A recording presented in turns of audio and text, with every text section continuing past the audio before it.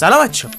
تو پارت نمیدونم چندم ماینکرافت دنیای بی‌نهایت هستیم که من به چت جی پی تی گفتم یه کلمه خاص به من بده که ندونم داخلش اتفاقی میفته و اونم کلمه باترفلای بهم داد و حالا نمیدونم دقیقاً چیه و جدی نرفتم داخلش. تا که ببینید پورتال بسته است.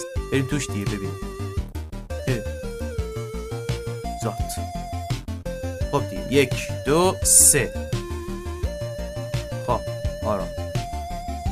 بچه اومدیم اینجا که بالا رو میبینید کشتی های انسیتی نصفه وجود داره، مثلا این یه ورشه، این هم یه ورشه، خب اینم کونشه، اینم 1/4 کونشه، دقیقا 1/4 کونشه.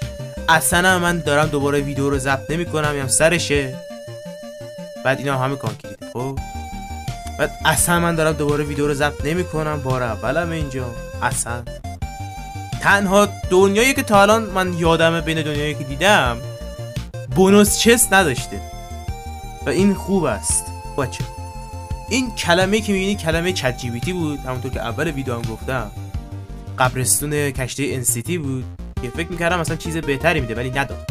خب به هر حال و یه چیز دیگه، من از این به بعد کلماتی که شما گفتین، چون هنوز یه لیست بلند بالا ازش دارم، خودم از قبل یه نگاه میندازم و اگر چیز خاصی برای ارائه دادن نداشون ورد به اون دنیا، ویدیوشو قرار نمیدم. و اگر شما هم دیدید که مثلا کلمه که گفتین ویدیوش قرار نگرفت، بدونید که چیز جالبی نداشته که بخوام مثلا بهتون نشون بدم، یا چیزی نداشته که اصلا بخوام بهتون نشون بدم.